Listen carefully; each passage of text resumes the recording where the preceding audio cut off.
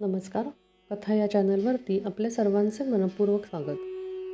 सध्या आपण श्री ब्रह्मचैतन्य गोंदावलेकर महाराज चैतन्योपासना गोंदावले यांची प्रवचने ऐकत आहोत. आज आपले प्रवचन नंबर 61 ते 70 असे आपण ऐकणार आहोत.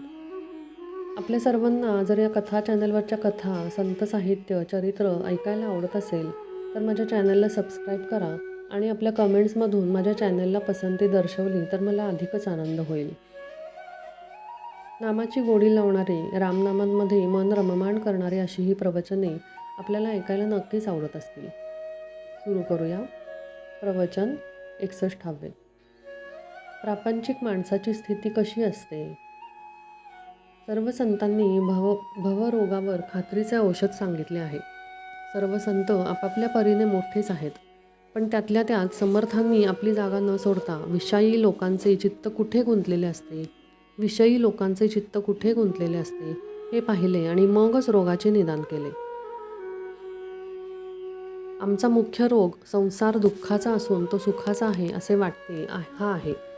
रोग कळून आला, पण औषध जर घेतले नाही तर तो बरा कसा होणार?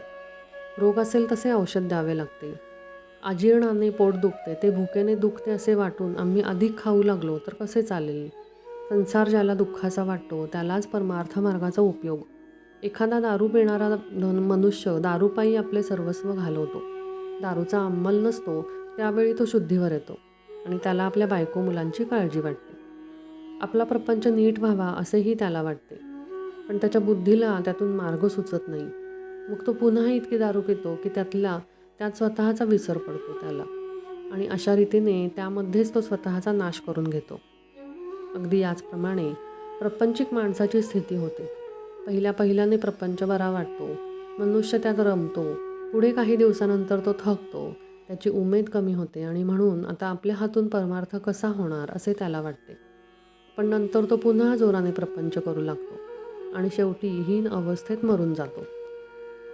जो जगाचा घात करतो तो एका दृष्टीने बरा, कारण जग स्वतःला सांभाळून घेईल, पण जो स्वतःचाच घात करून घेतो त्याला कोण सांभाळणार? तो फार वाईट समजावा. केवळ प्रापंचिक हा असा आत्मघातकी असतो. खोटे कळूनही त्यात सुख मानून तो राहतो आणि देवाने जे निर्माण केले ते माझ्या सुखाकरिताच केले असे समजून मरेपर्यंत त्यातच गुरफटून जातो. मनुष्य तेच करीत असून सुद्धा त्याला त्याचा कंटाळा कसा येत नाही? कालच्या गोष्टीच आपण आज करतो. आपल्या लक्षात जरी आले नाही तरी त्या गोष्टी झालेल्याच असतात. तेच ते जेवण, ती नोकरी, तोच तो पैसा मिळवणे, सगळे तेच. असे असताना माणसाला कंटाळा का येऊ नये? याचे कारण असे आहे की विषय त्यात अत्यंत गोडी असली तरी असला पाहिजे, किंवा हवेला तृप्ती तरी नसली पाहिजे. या 2 कारणांपैकी दुसरे कारणच खरे आहे. आपली हाव पुरी झाली हे खरे कळतच नाही. हेच खरे आहे.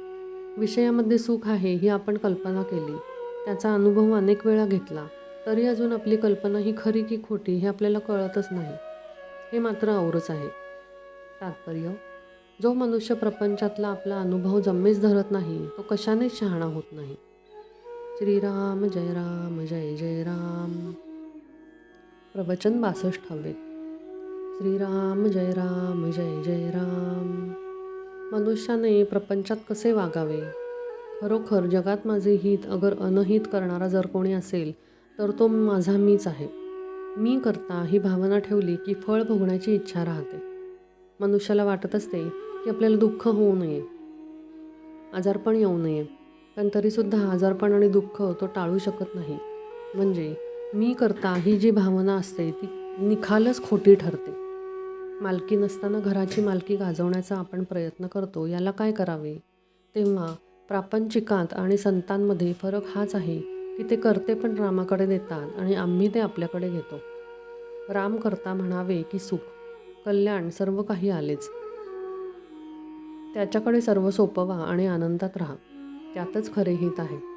गोड खायला देऊ नका असे डॉक्टरने बजावून सांगितले असतानाही रोग्याच्या इच्छेप्रमाणे गोड पदार्थ त्याला खायला घातला तर आपण त्याचे अनहितच करतो. तसे विषयांच्या लालचीने विषयाला बळी पडून आपले अनहित आपणच करून घेत असतो. आजारी माणसाला 3 गोष्टी कराव्या लागतात. 1 पथ्य टाळणे, 2 पथ्य सांभाळणे आणि 3 औषध घेणे. तसे भवरोग्यालाही 3 गोष्टी कराव्या लागतात.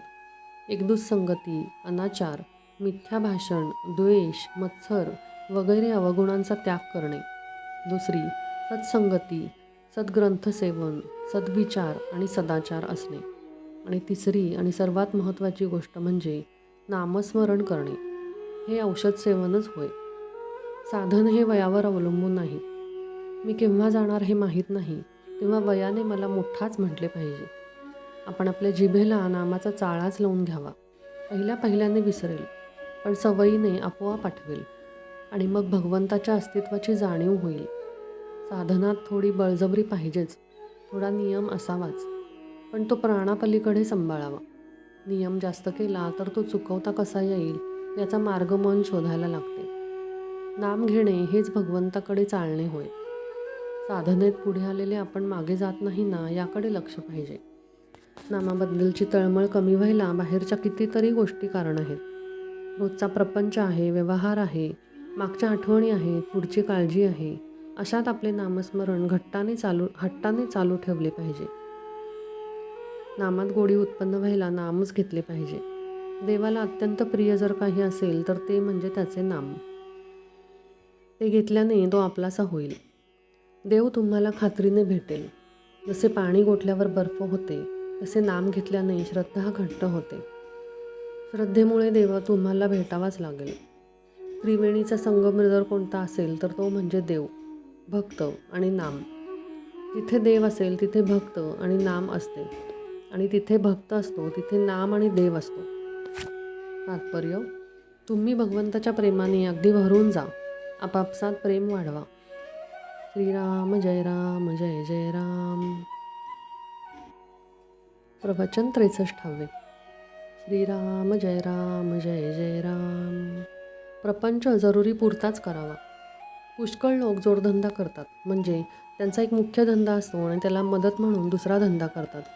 त्यांचे सर्व लक्ष मुख्य धंद्याकडे केंद्रित झालेले असते. म्हणजे जोडधंद्यामुळे जर मुख्य धंद्यात व्यत्यय येऊ लागला तर तो जोडधंदा जरुरीप्रमाणे बंदही करतात. किंवा नफा नुकसानीचा प्रसंग आला तर जोडधंद्यातल्या नफा नुकसानीकडे विशेष आस्थेने पाहत नाहीत. प्रत्येक माणसाने परमार्थ हा मुख्य धंदा ठेवून प्रपंच हा जोडधंदा म्हणून स्वीकारावा. म्हणजेच प्रपंचात होणाऱ्या लाभहानीचा परिणाम भगवंताच्या अनुसंधानावर होऊ देऊ नये.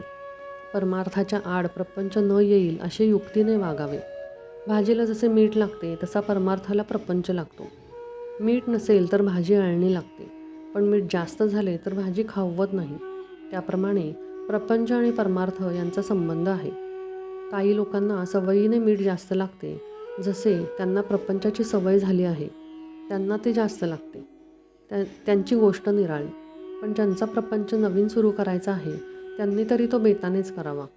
भगवंत डोळ्यापुढे ठेवून वागावे. प्रपंचात व्यवहार जतन करावा खरा, पण प्रपंच हाच काही सर्वस्व नव्हे. भगवंताचा विसर हा कोणत्याही कारणाने झाला तरी तो बरा नाही.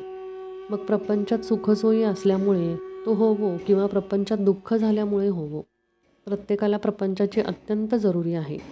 पण आपण त्याला वाजवीपेक्षा जास्त महत्त्व देतो आणि त्यामुळे सर्व बिघडते. प्रपंच पाहिजे आणि दुःख नको असे म्हणणे वेडेपणाचे आहे. मूल असेल तर ते कधी तरी आजारी पडायचेच, परंतु प्रपंच हा कुणाला सुटला आहे? हा प्रपंच हा संसार भगवंतानेच उत्पन्न केला आहे, तर तो कुणाला तरी सुटेल का? तसा नुसता प्रपंच तापदायक नाही, तर अंकुचित प्रपंच हा तापदायक आहे. ज्याप्रमाणे आपण आपल्या खिशातील पैसे त्या खिशामध्ये ठेवतो, त्याचप्रमाणे प्रपंचातले आपले मन काढून भगवंताकडे लावावे. तसे करण्यात समाधान आहे. नवरा बायकोंचे ध्येय एकच असेल तर त्यांचा प्रपंच सुखाचा होतो. जो मनुष्य हौसेने प्रपंच करेल त्याला तो करायला 24 तासही पुरणार नाहीत, पण जो जरुरीपुरता प्रपंच करेल त्याला 3-4 तास पुरतील. प्रपंचामध्ये कर्तव्याला चुकू नये, पण त्यामध्ये आसक्तीने गुंतूनही राहू नये. आपले व्यवहाराचे कर्तव्य मनापासून केल्यानंतर त्याचे फळ रामाकडे सोपवावे. रामाचे नाव शक्य तितके घेऊन आपले मन त्याच्या ठिकाणी चिकटवावे. यासाठी त्याची मनापासून प्रार्थना करावी. तात्पर्य: प्रपंच हा मोडक्या वस्तू नीट करण्याचा कारखाना आहे. तेथे मोडक्या वस्तू जितक्या जास्त असतील तितकी शिकणाऱ्याला संधी जास्त असते. श्रीराम जय राम जय जय राम. प्रवचन 64. प्रपंचाचे स्वरूप समजून घेऊन नामात राहावे. श्रीराम जय राम जय जय राम. आपले जीवन किती अस्थिर आहे हे लढाईच्या काळात चांगले समजून येते. तशा अस्वस्थतेच्या काळात मनाने घाबरू नये. काळजी न करता शांत चित्ताने भगवंत नामात कर्तव्य करीत राहावे. काळजीला म्हणा कारण असे काहीच लागत नाही, कारण ती आपल्याला काळजापर्यंत नव्हे काळजापाशीच असते. काळजी करायचीच म्हटले म्हणजे कोणत्या गोष्टी तिच्यातून सुटत नाहीत. काळजीमुळे मानसिक आणि शारीरिक त्रास होतो. ज्याला काळजी नाही त्याने भगवंत आपलासा करून घेतला हे समजावावे. भगवंतावर पूर्ण विश्वास टाकून तुम्ही काळजी करण्याचे एकदम बंद करा. ज्याप्रमाणे कुणाचीही कुंडली मांडली, मग तो श्रीमंत असो की गरीब असो, तरी तिच्यामध्ये सर्व ग्रह यायचेच. त्याप्रमाणे जन्मलेल्या प्रत्येक प्राण्याला सर्व विकार असायचेच. भगवंताचे अवतार जरी झाले किंवा साधू पुरुष जरी झाले तरी त्यांनाही विकार हे असतातच आणि होतेच. अर्थात त्या विकारांच्या बरोबर प्रेम, दया, शांती, क्षमा हे गुणही त्यांच्या अंगी असतात. ग्रह हे या जन्माचे आहेत, पण विकार हे मागच्या जन्मापासून आलेले असतात. या विकारांचा वश न होता म्हणजे त्यांचे नियमन करून गुणांचे संवर्धन करणे हे प्रपंचात मनुष्याला शिकायचे असते. कुटुंबातल्या व्यवहारामध्ये प्रत्येक घटकाने आपापले स्थान ओळखून असावे. ज्याला स्वतःच्या मुलाबद्दल प्रेमामुळे इतकी खात्री असते की आपण सांगितलेले आपला मुलगा केल्याशिवाय राहणार नाही, तो बाप खरा. ज्याला अशी उत्सुकता असते की वडिलांनी आपल्याला सांगावे आणि आपण ते करावे, तो मुलगा खरा. बापाचा पैसा हा मुलाने अनीतीने वागण्यासाठी नाही. जो मुलगा अनीतीने वागतो त्याला बापाने पैसा देऊ नये. ज्याप्रमाणे वर बरसणाऱ्याची मान पाहून घोडा दांडगाई करतो, त्याचप्रमाणे बापाचे पाणी ओळखूनच मुलगा वागतो. गृहिणीने स्वतः स्वयंपाक करून घरातल्या माणसांना जेवायला घालावे, त्या करण्यामध्ये प्रेम असते. प्रत्येक गृहिणीला घरामध्ये थोडे तरी काम पाहिजेच. खरोखर विवाहामध्ये बंधने फार आहेत, कारण ती अत्यंत पवित्र गोष्ट आहे. जो मनुष्य तरुणपणी स्वाभाविक रीतीने आणि नीतिनियमानुसार वागेल त्याला म्हातारपण मुळीच दुःखदायक होणार नाही. आणि ज्याने चांगले वागण्याचा निश्चय केला त्याचे मागले पुसलेच. भगवंत रोज संधी देतोय. आज सुधारले आणि कालचे पुन्हा केले नाही म्हणजे पूर्वीचे नाहीसे होते, हीच संधी. तात्पर्य: जो शहाणा असेल त्याने समजून व जो अडाणी असेल त्याने श्रद्धेने बंधने पाळावीत. श्रीराम जय राम जय जय राम. प्रवचन 65. श्रीराम जय राम जय जय राम. भगवंताचे नाम कधी सोडू नये. जगामध्ये सर्वस्वी खरे असे अस्तित्व एकच असले पाहिजे. त्यालाच आपण भगवंत असे म्हणतो. भगवंत हा अत्यंत सूक्ष्म असल्यामुळे मनुष्याचा विचार त्याच्यापर्यंत पोहोचू शकत नाही. मानवी विचार हा शब्दमय आहे, म्हणून विचारांच्या भूमिकेवर उभे राहून भगवंताची कल्पना करायला शब्द हेच साधन आहे. याला नाम असे संत म्हणतात. ज्या अंतःकरणात नाम आहे, म्हणजे ज्या अंतःकरणामध्ये भगवंतावर प्रेम अस्तित्व, बुद्धी, भाव, श्रद्धा आहे, तिथे भगवंत विशेष प्रगट झालेला दिसून येतो. भगवंताबद्दल अस्तिक्य बुद्धी असणे म्हणजे स्वतःबद्दल नास्तिक्य बुद्धी असणे होय. एका म्यानात ज्याप्रमाणे 2 तलवारी राहू शकत नाहीत, त्याप्रमाणे भगवंत आणि अहमपणा एका अंतःकरणात राहू शकत नाहीत. संत हे भगवंताशी एकरूपच झालेले असतात. भगवंताचे नाम घेणे म्हणजे आपल्या कर्तेपणाचा अभिमान कमी करणे होय. नामाचे प्रेम लागले म्हणजे कर्तेपणाचा अभिमान कमी होतो. कर्तेपणा भगवंताकडे सोपवल्यावर आपली स्वतःची इच्छाच राहत नाही. जिथे इच्छा नाही तिथे यशापयशाचे महत्त्व उरत नाही. कधी सुख तर कधी दुःख, कधी यश तर कधी अपयश, हा प्रपंचाचा धर्मच आहे हे ओळखून आपल्या आयुष्यात घडणाऱ्या सर्व घटना त्याच्या इच्छेने आणि सत्तेने घडून येतात, अशी जाणीव ज्याच्या अंतःकरणात उमटली त्याला भगवंताचे अस्तित्व खरे समजले. मी खरा नसून तोच खरा आहे हे सांगण्यासाठी जिथे मीच उरत नाही ती खरी पूर्णावस्था होय. तिथे मी त्याला जाणतो हे देखील संभवत नाही. संत ओळखू यायला आणि त्यांची भेट घडायला भगवंताचे नामच घेत राहणे आवश्यक आहे. नाम घेत असताना सदाचरण कधीही सोडू नये.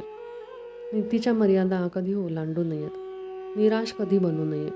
देहाला उगीच कष्टवू नये. पण काही झाले तरी भगवंताचे नाम कधी सोडू नये. कर्तव्याचे फळ प्रारब्धाधीन असल्याने जे फळ मिळेल त्यात समाधान मानावे.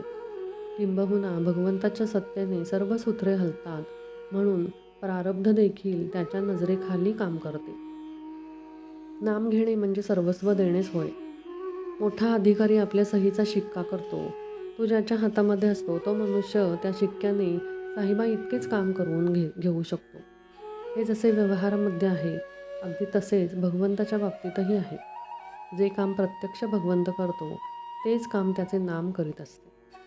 तात्पर्य: भगवंताचे नाम प्रेम एकदा चिकटले की त्याच्या आड दुसरे काही येत नाही.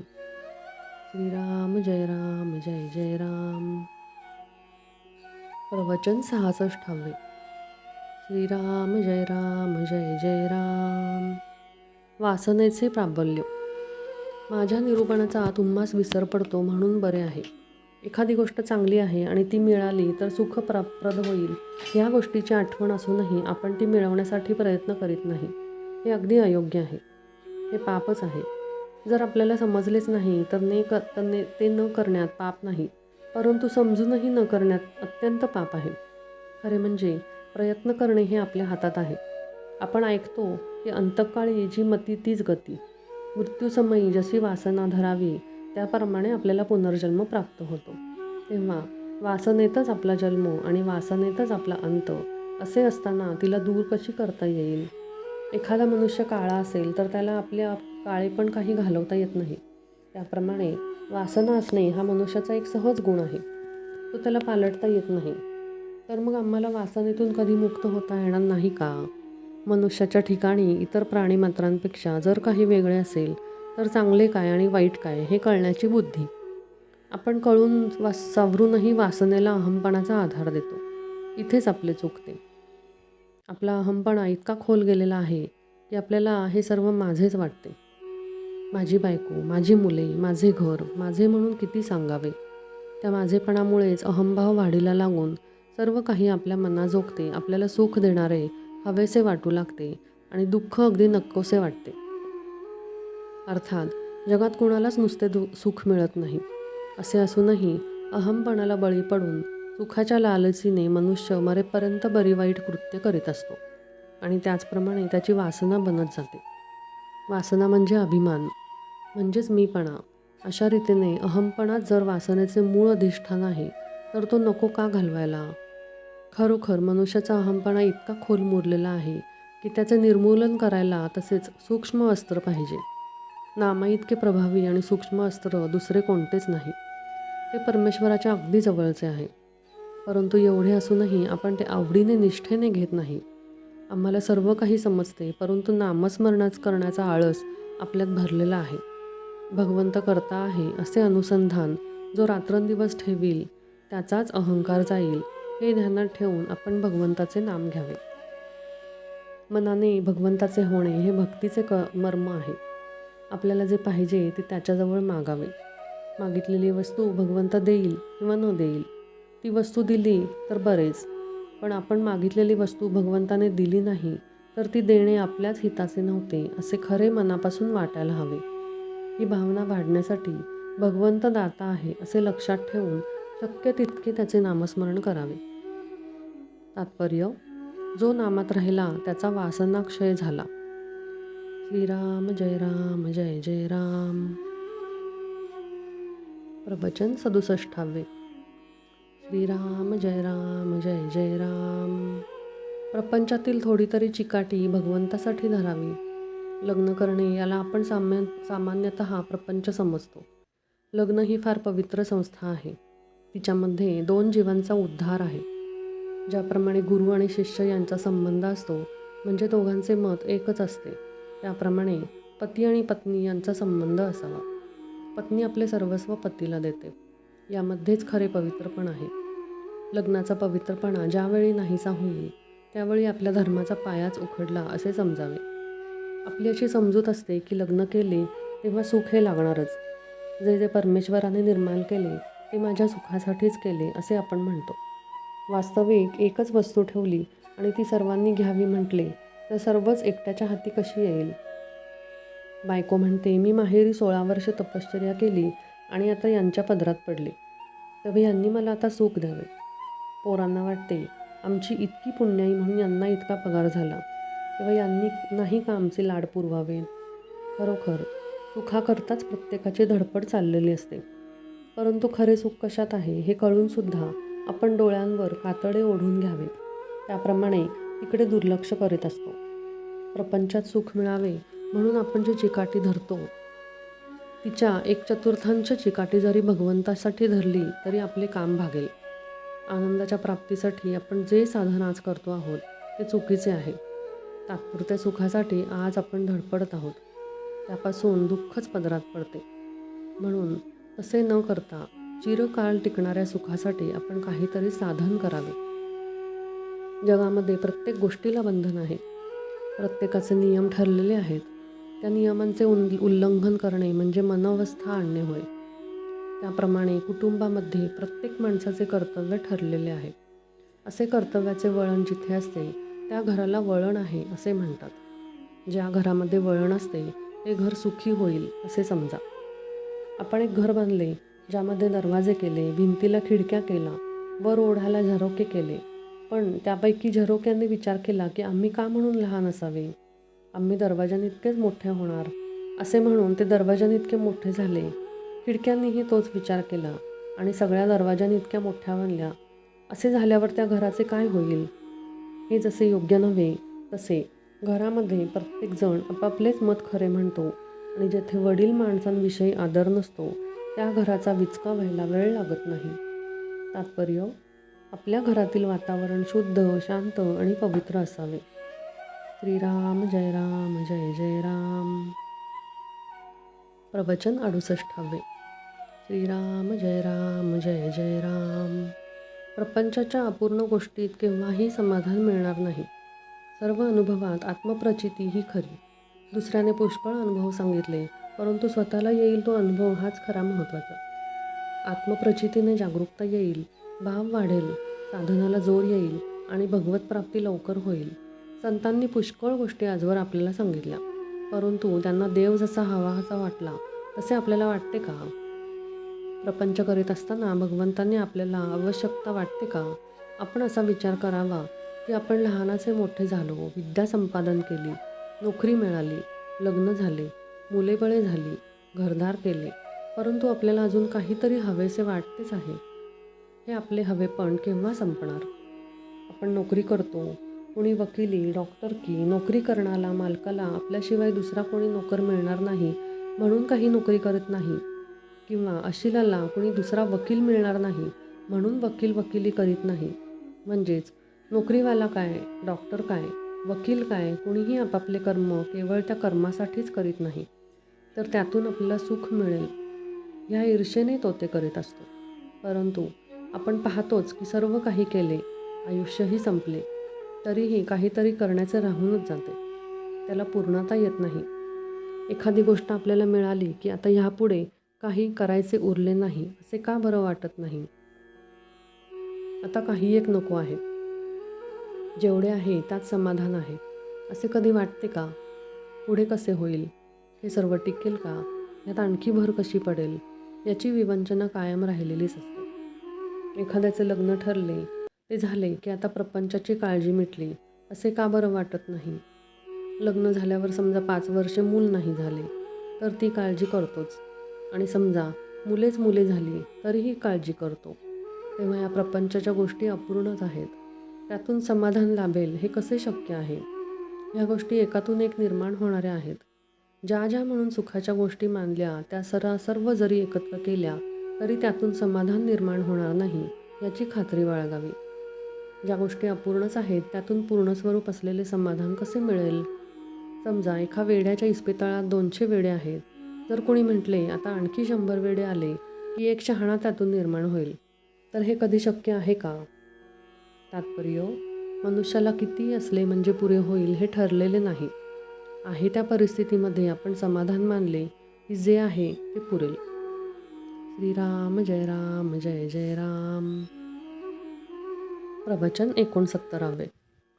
श्रीराम जय राम जय जय राम.